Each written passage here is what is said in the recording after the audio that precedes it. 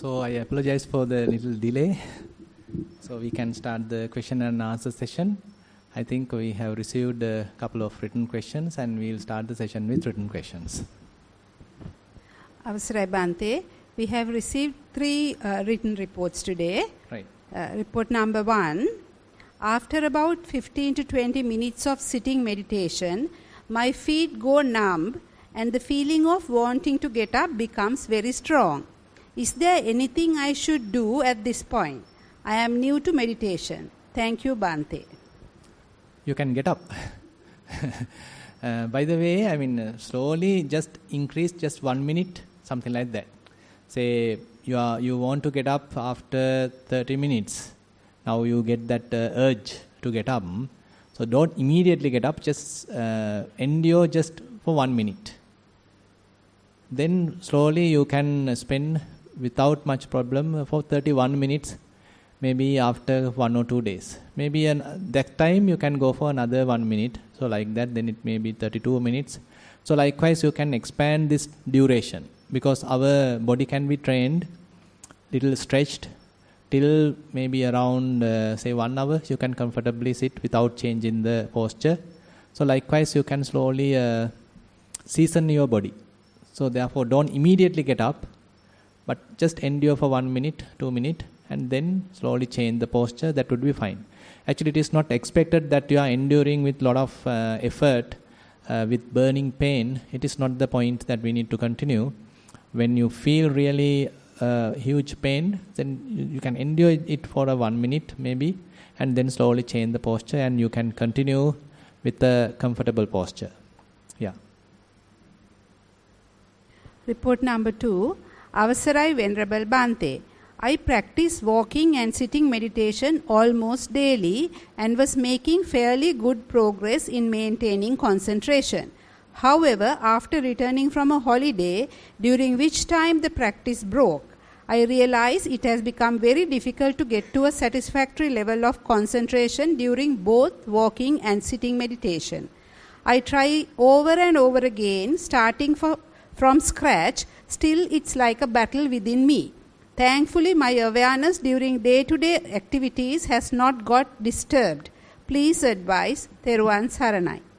So, if you are expecting concentration, I think maybe it may be disturbed because concentration has different meanings. So, actually, on the other hand, something that positive you have mentioned is that your awareness remains. During the day-to-day activities, you can maintain fair amount of awareness, mindfulness. So that indicates that has retained, even though your focus attention, concentration has little depleted or maybe reduced. Actually, if you can maintain mindfulness, if you know how to develop mindfulness further, then developing concentration won't be a big issue. With time, it may come.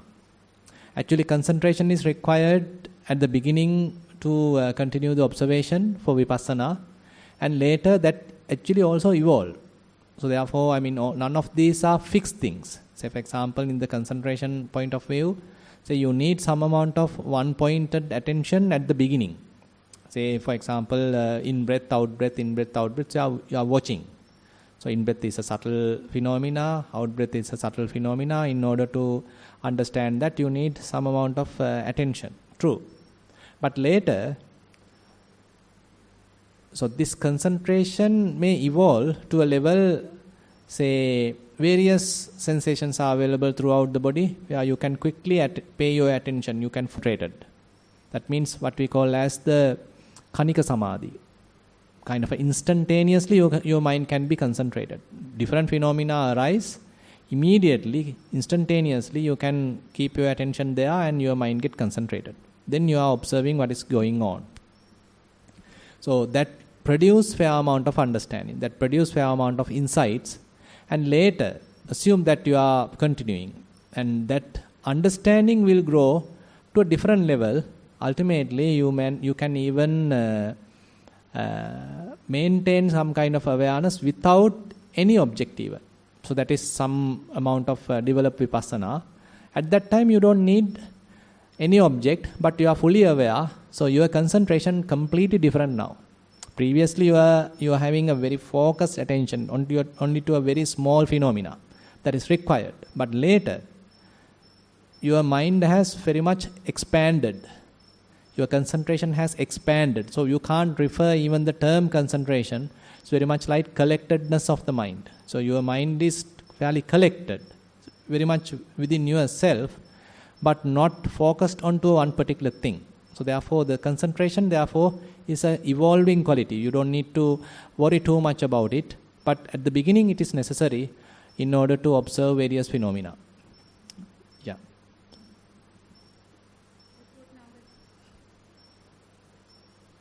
Report number 3, Venerable Swamin Wahansa. General perception towards spending time in retreats are viewed as fruitless efforts by some of the family members. This question is, what do we gain by observing in-breath? Their question is, what do we gain by observing in-breath and out-breath? Another member in the family is heavily engaged in controlling all situations around. She believes we only should sit for meditation once the children are out of school and husband has achieved the highest promotion. As I sit, I am trying to answer or convince these members to sit and watch their thoughts. Any advice would be helpful. Very interesting, very interesting. Actually, someone also is asking, what's the purpose of looking at air? Hulam balla kaatada hari giye? So that question coming from various directions. What's the use of watching air? So ultimately you will get hulang.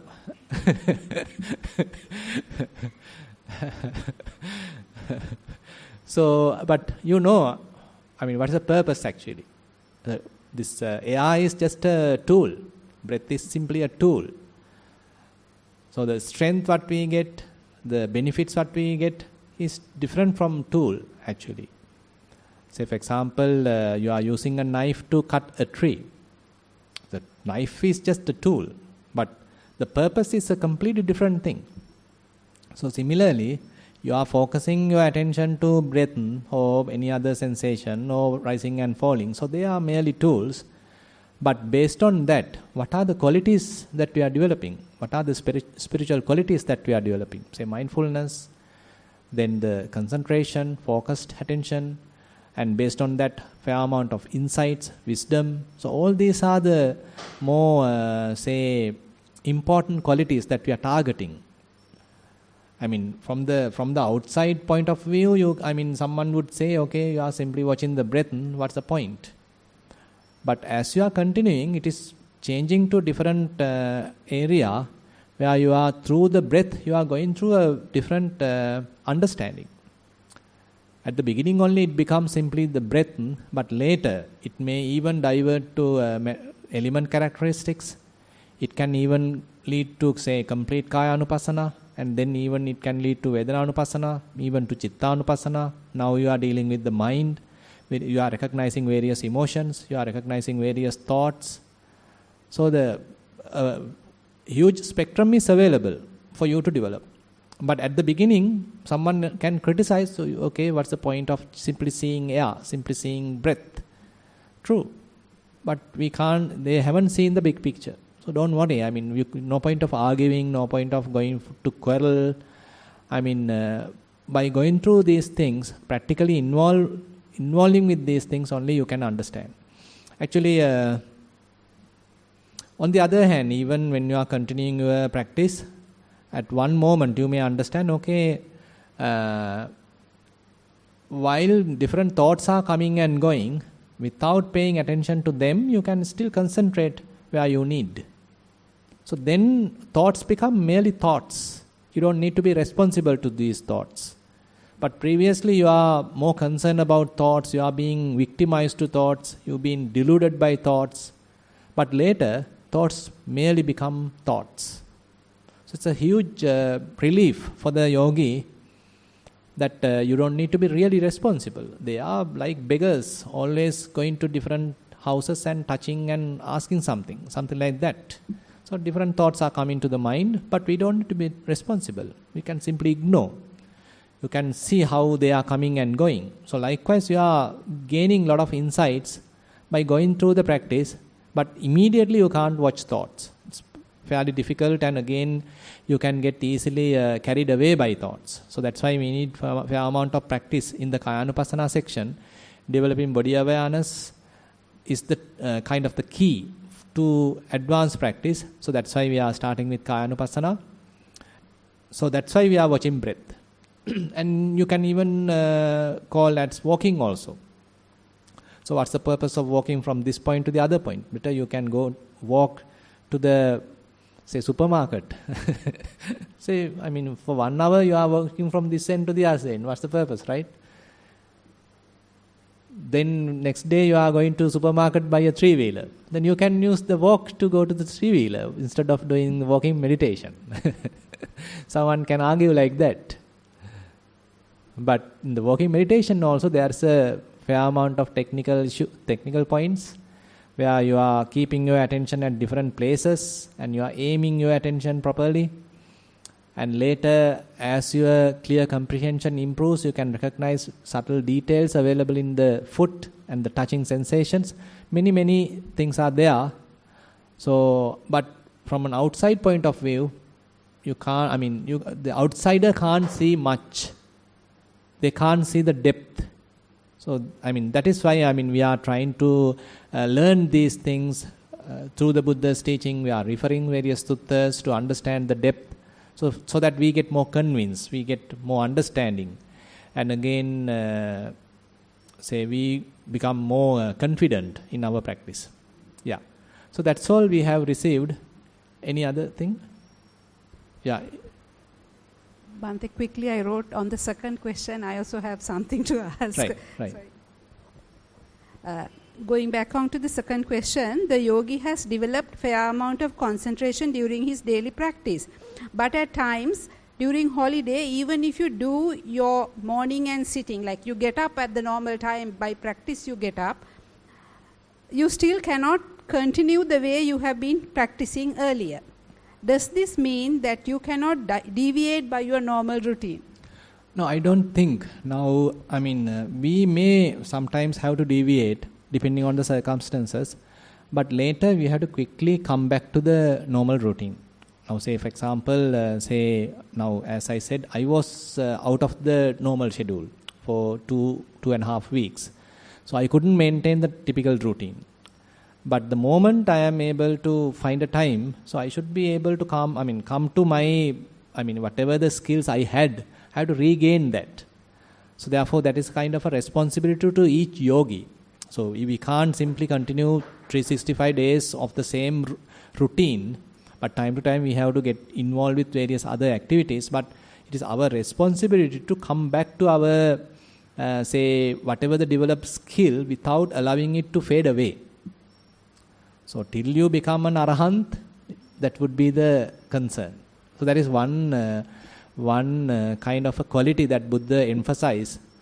If you can remember Kosambhya Sutta, so there are 7 qualities, so 7 criteria Buddha mentioned as a good quality of a proper trainee. So one skill of the trainee is that even though he has to handle so much of responsibilities, so he is more concerned about adichitta, adi samadhi, adi panya.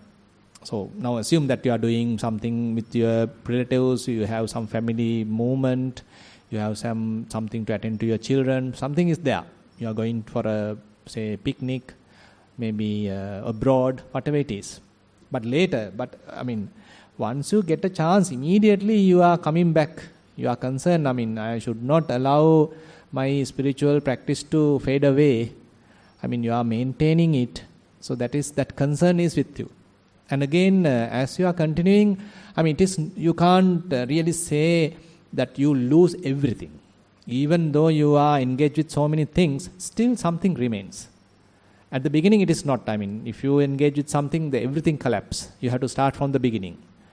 But later, some amount of mindfulness, some amount of concentration, and especially wisdom retains actually. Then it's a matter of further polishing it, again refining it, taking it to the same level where it was and then further development. So therefore, it takes time, but that is how it happens. Yeah, individually we have some kind of a responsibility. So as we continue our spiritual journey, we have to be concerned about the practice. We have to have some responsibility towards the practice. So no one else can do it for us. So we ourselves are the ones can do it for us, and therefore we ourselves has to be responsible for that. So that's why a lot of effort is required. Continuous effort is required. Continuous practice is required. And if you can't practice for some period, say 1 or 2 weeks, then it is your responsibility to quickly catch it up once you get the time. Yeah. Much merit to you, Bhante. Yeah. Is there any questions that anyone want to raise, or any experiences? So don't be shy. You can ask questions. Yeah, please raise your hand.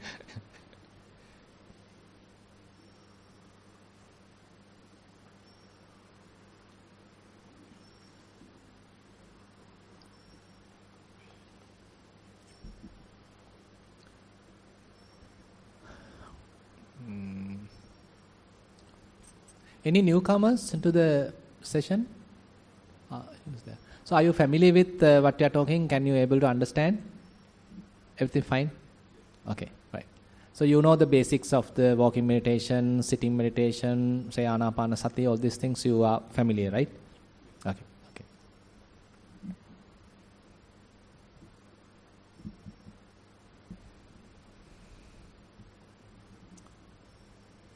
Okay, if there is no any other question, then we can wind up the session. Then we'll start the Dhamma sermon at 4 p.m. Right? You need to ask something, right? Yes, please. Don't get this time again. Please. Yeah, okay. Yeah. One moment, yeah, please, one moment. Yeah. Short questions are sweet. Yeah, one moment. Short. When the person is seated and the pain arises, Right. What does one do?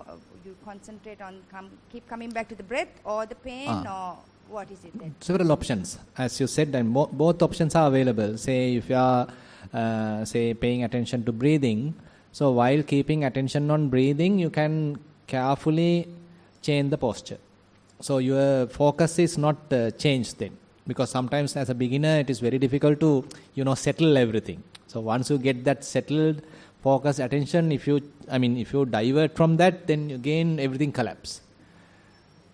So as a result of that, one option is you are maintaining that attention throughout the, breathing, but in the background, in the side, you are changing the posture. But another option is, once you are confident, you can change your attention completely to the posture or to the place where the pain is available. You can leaving the primary object. Say if the primary object is breathing, now you can let go of that. You change your attention completely to the pain. Now you are observing pain. At the same time, now you change the posture. Now you recognize how pain diminish and ultimately disappear. And once it disappears and once you feel comfortable, then you can switch back to breathing. So the thing is, changing of the object doesn't matter for mindfulness. Even though the object has changed, you are maintaining or continuing your attention, continuing your mindfulness, even though the object has changed. So the continuity is available, mindfulness continuity is available, even though the object has changed. But for a beginner, it could be a little shaky because object has changed, he have to readjust the things, so it may take some time. But once you are getting more and more confident, so paying attention to a different object won't be a big issue. Actually, that is what we are training in the walking meditation particularly. Say when you are putting attention to right foot, and then when you are paying attention to left foot, the completely object has changed. And the place also has changed. Now breathing, for example, may be a little easier because in-breath and out-breath, even though the object has little changed, but it's very much at the same place. But walking on the other hand, place has completely changed and again the object has a significant change. But the yogi is getting more confident, to handle that. So that kind of ability being developed, that kind of skill being developed. So that is why, these different exercises are so valuable for us to more and more train ourselves. And once you are trained, you can handle it. You can quickly do it. Say later assumes that you are paying attention to the overall body, kind of maintaining kind of an overview, and immediately at a different place, kind of a pain arise, sensation arise, then you have the skill to quickly focus your attention to any place in the body. So very much like your, that skill is under your control, very much like.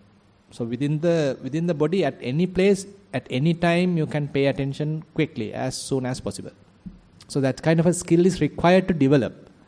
So that's why we are doing various exercises, we can say. Through those exercises, we are developing these skills. Yeah. Yeah, it's a question.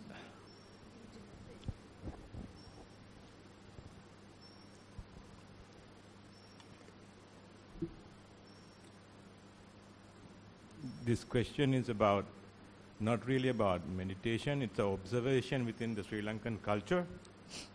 I come to Sri Lanka after 3 years. Right. Every other member in my family is getting therapy. Getting what? Therapy. Therapy. Getting therapy for being in Sri Lanka? No, for depression. Oh my God. So going through this whole havoc, and then now I don't know whether it is that or is it, it's kind of a, They may be too much watching the news, probably. Maybe it's a thing to do, in Western culture, going to therapy was, kind of, right. happening thing. Right. In those days. Now it's happening thing in Sri Lanka. Sri Lanka, right. So I'm just wondering, with all the monks around us, why do we need to go to therapy? Exactly. So we are giving it free of charge. Yeah. Actually, I heard from, I think, Ajahn Brahman, so he is mentioning even the term therapy has come from Thero. Oh. Yeah. Thero is the Pali term for monks. Mm-hmm. So they used to, discuss with people, consult, and all these things. So the therapy term has evolved from the term Thero. I don't know. That's his idea, the roots when he considered the therapy term. So he finds these roots. Anyway, so if you are watching too much news, so it's a bad thing.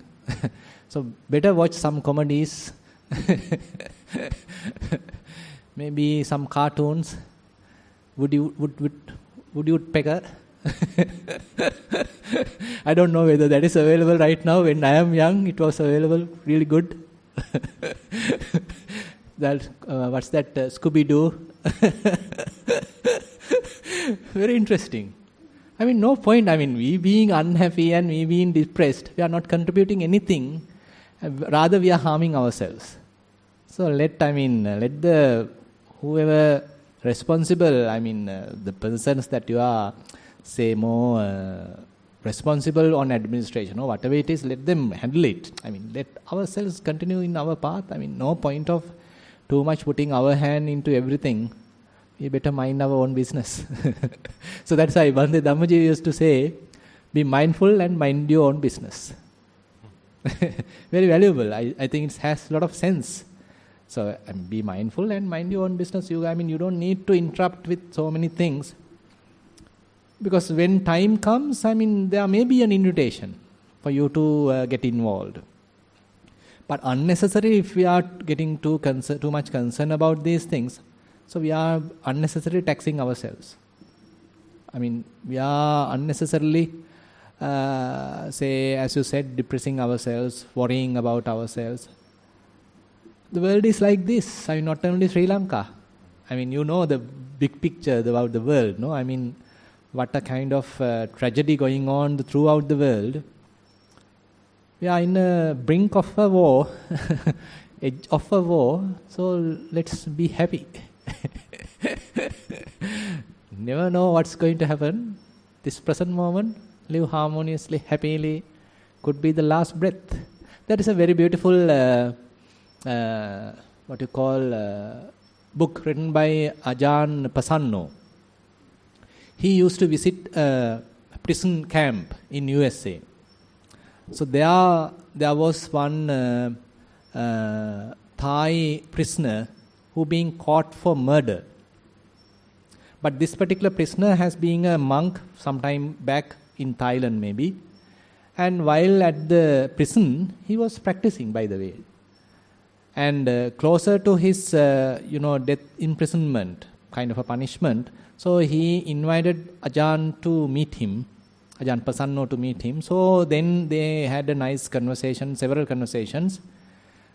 And actually this particular prisoner was very different. So all other prisoners start sort of inspired about him, and he has a different way of behavior. And he was so calm, quiet.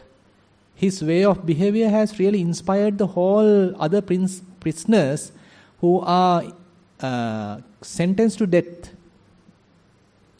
And one day is decided to kill him going for the death penalty, implement the death penalty. And even that day he was so quiet, calm. Ultimately he was being given the death penalty. And based on that, Venerable Ajahn Pasanno has written a book called, Last Breath. It's available in internet, you can download Last Breath. So it was translated to Sinhala by our Rani Rajapaksha as Avasan Husma. It's available in the website as well. Very beautiful. Really inspiring how this prisoner who having this Dhamma with him, because he actually maybe he may not be the real murderer, but he didn't want to reveal who is the real murderer, because it's a kind of a gang murder. He too was involved with that, but he's not really the person who killed the person, but he's been the one caught. So if he reveal it, another person, another friend of him get caught. So he has gone through the whole suffering on behalf of the friend. He's not revealing. Ultimately he go through the death, but in a different way. Not the way that typically a prisoner going through, but in a completely different way. And that has become a kind of a big example for the whole community. So that's why it has come as a book also, very beautiful book with several butterflies explained, displayed in the cover, because he used to draw butterflies.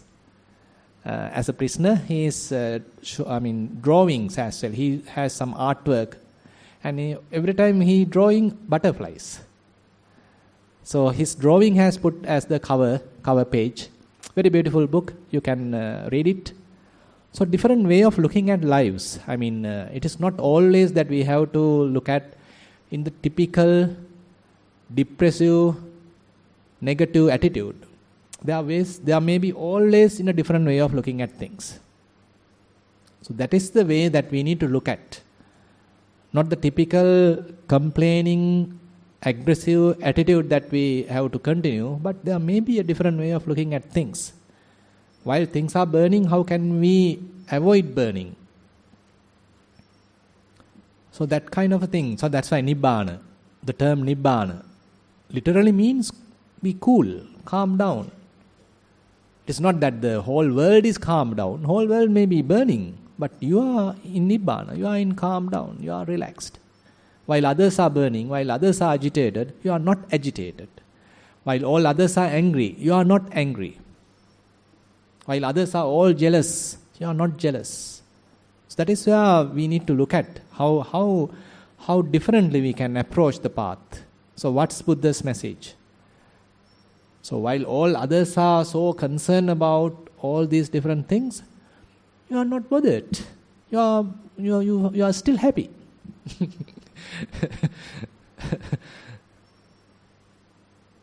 That give a different message, right? While others are, other persons will ask the question, aren't you concerned about it?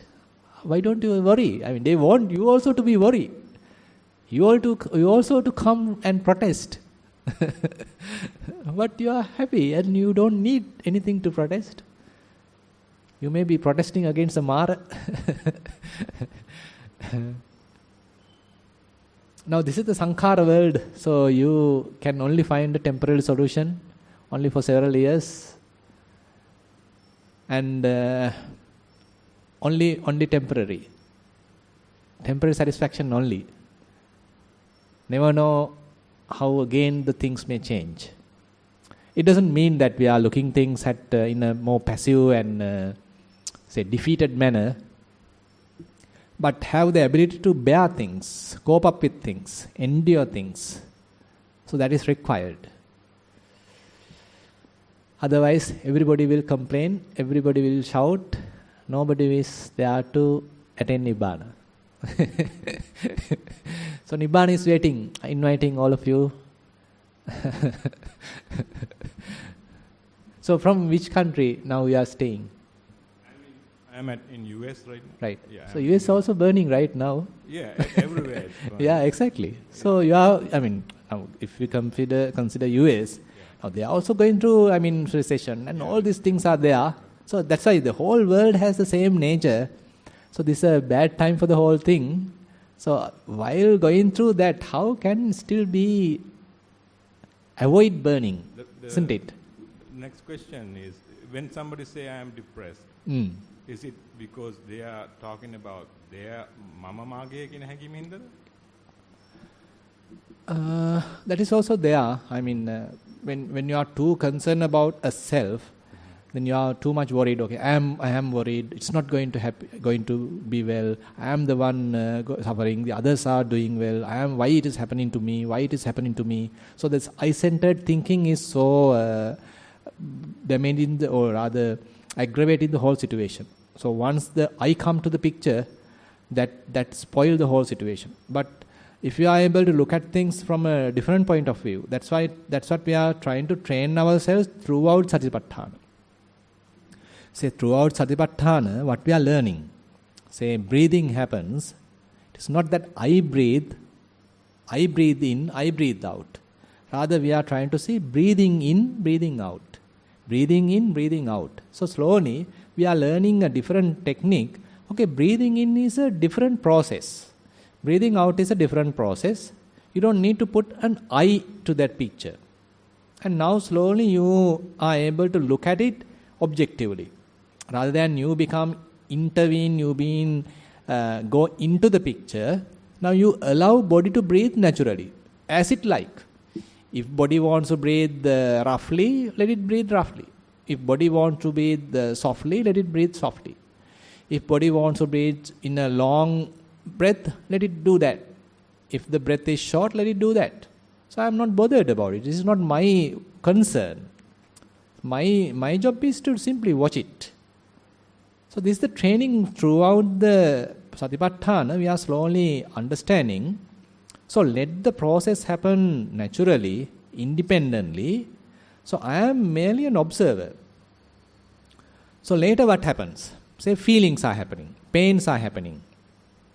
Now previously I am pain, I am worried, I am depressed. But now, okay, there's a painful feeling. There's a pleasurable feeling. There's a worrying. There is a little anxiety, anxious. Or maybe little... little sorrow.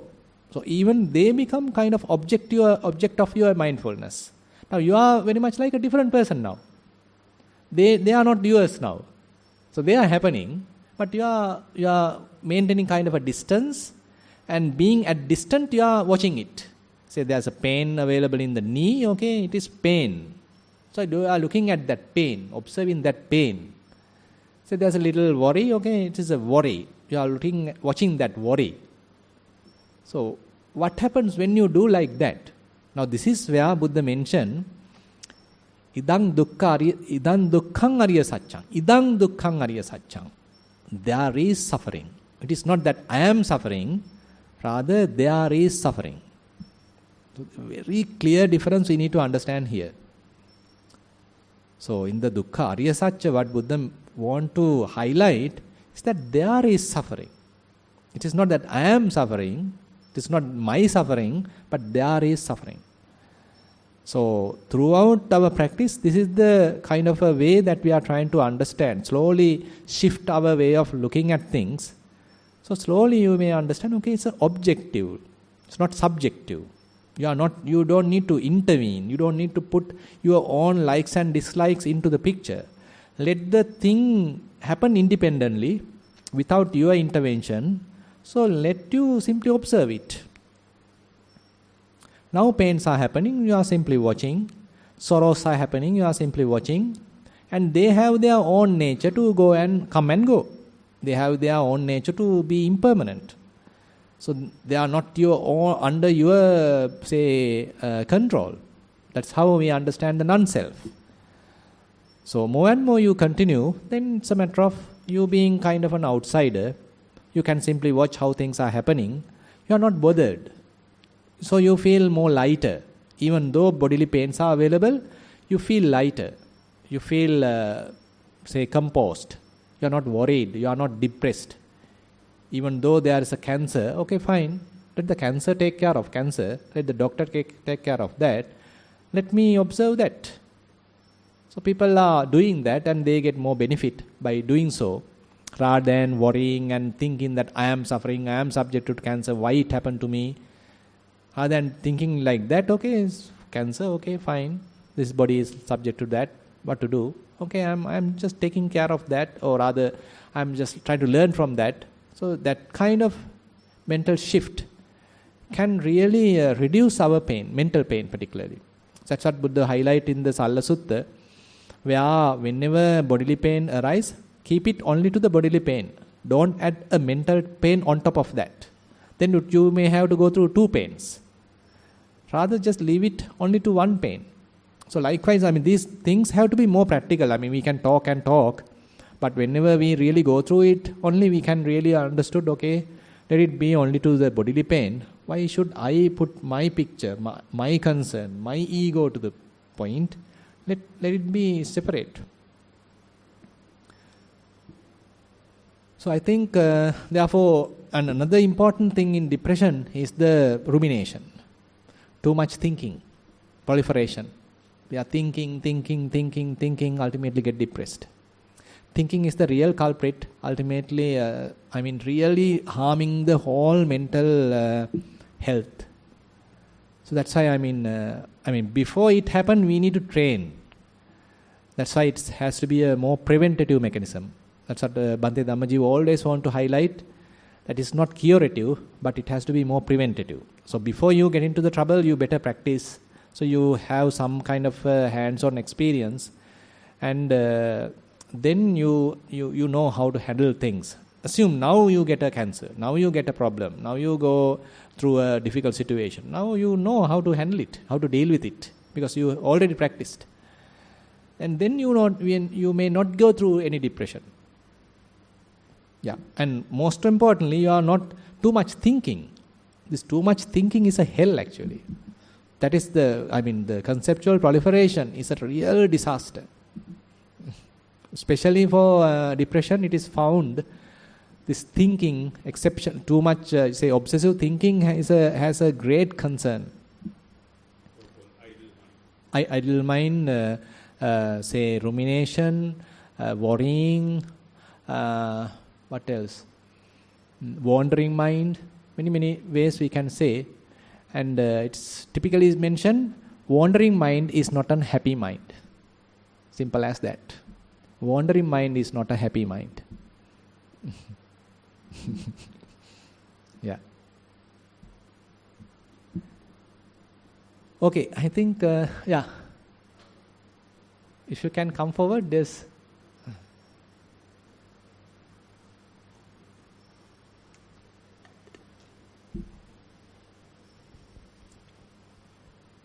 The mind tends to wander quite a bit during walking meditation. Right. Is there a technique to reduce the... Yeah, one technique is noting. Say when your right foot is touching the ground, if you are quite confident now it is the right foot, not the left foot. Once right foot is touching the ground, when that signal comes to you, okay, it has now touched, just mentally note it as right. And when your left foot is touching the ground and you are fully sure about it, and now it has touched, you call it or name it, label it as left. So this naming, labeling is really helpful at the beginning. It's very much like a kind of a mental confirmation. So there is a physical activity going on, and you are fully synchronized with that. Mentally, completely synchronized with that physical activity, and you are confirming, okay, yes, it is left. Yes, it is right. So then you are completely with the body, mentally fully involved with the body. That reduces the distractions. Later, once your mind gets more and more collected, slowly you yourself may understand, now it is not necessary to say left, right. Now I can ignore telling that, simply, be with these sensations. So you yourself may understand, now it is not necessary. So till that, you can use it. So this labeling is very, good method to use. Yeah. Thank you, Bhante. Yeah. Okay, then I think Chandrika, happy? Yes. Your time, no, Bhante, you're coming yes. here, and if you're not making use of it, no problem, no point. But people don't have questions, good. Don't say that. Right. I heard that someone has come from Batiklo in the early morning. I don't know who. You are the one. Good. Actually, I heard someone is knocking the gate, and then I asked Lakmal to check. And then at that time when Lakmal was going, the gatekeeper has gone to open the gate. The people closer to here, they may come around 8 a.m., but you are from Batiklo coming early morning. Good.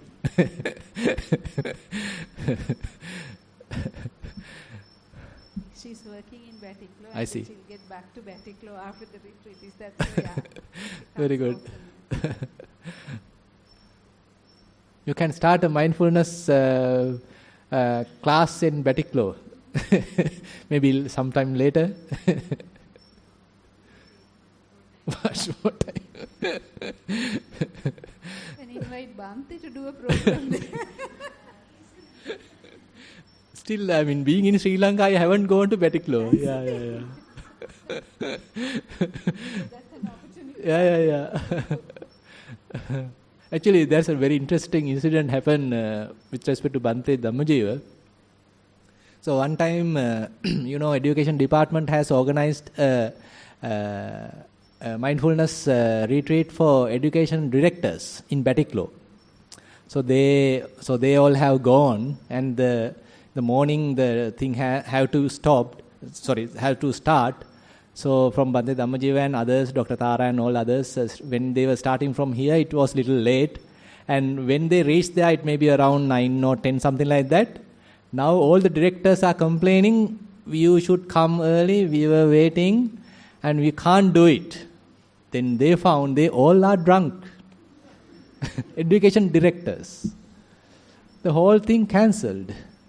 So nobody is ready to continue the mindfulness session. So the Batiklo session is one of the great failures, happened several years ago. Education directors behaving like that.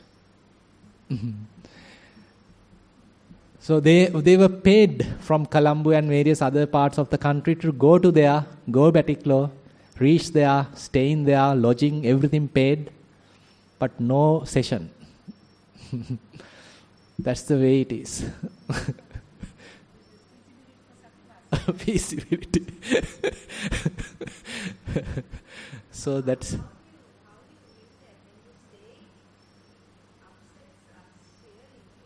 Yeah. This is how. Now thing is, now you all are coming because you all have interest, right? Even though some things are wrong, still you bear things. You don't go to have a drink. You don't even complain that is not available, this is not available, because you know the value, and you are coming based on your own, interest. But they are not like that, no. They are coming because they are paid, they are being influenced. It has become a government requirement coming from another authority to participate. So it's quite different. Now even that's happened at Nissarana. Sometimes we organized our Shanta Mahatya know very well, for Piriven teachers.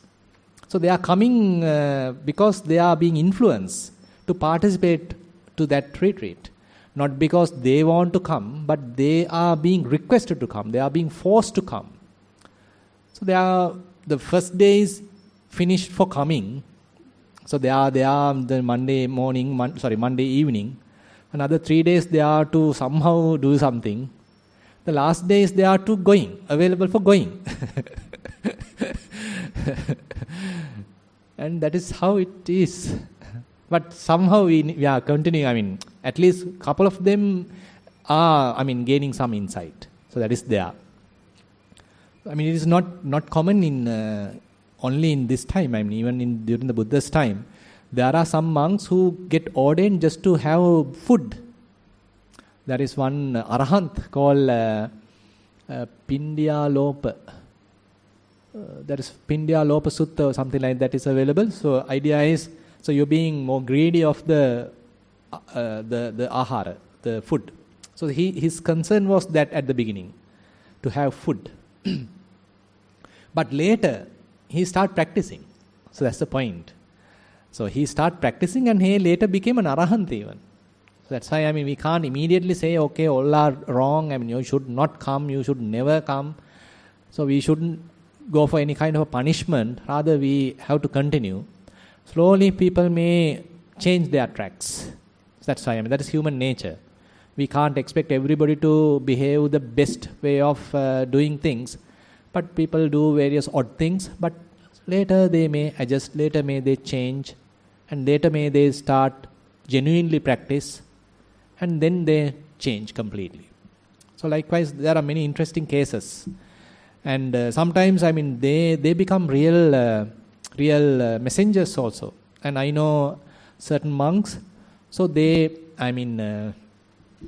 as before they become monks, so they don't care about, the ethics, morality, nothing they care. One monk I know very well, so he mentioned he has done all the bad things. And he went to, temple, and even the lamp, from the lamp he light the cigarette. Even that level. So things are there, but somehow he got ordained, and complete change of character, complete change. Now, nothing but practice. So that's the human nature, in a way, that's why no one is black, no one is white. No one is 100% good, no one is 100% bad. So we have to have some kind of a space to everybody. Very difficult, by the way, even though I am telling. Sometimes when I go through difficult situation with others, I also get somewhat upset, little concerned, worried. These things are there, but we can tell, I can inspire you. But when we really go through difficulties with others, we sometimes being shaken, but we have to give some opportunity, we have to give some space. Actually, Bhante, this Jnanarama Bhante used to write, he has written a beautiful statement. Athammita asadya ledduda suaveti. Sometimes even the serious patients get well. This is there. So it's one of the beautiful statements written by Matara Sri Jnanarama Thero in his diary, in his beautiful statements. Athammita asadya ledduda suaveti. So we have to give some chance to everyone.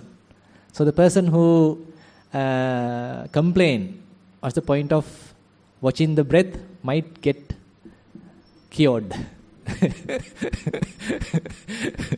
Maybe by watching the breath.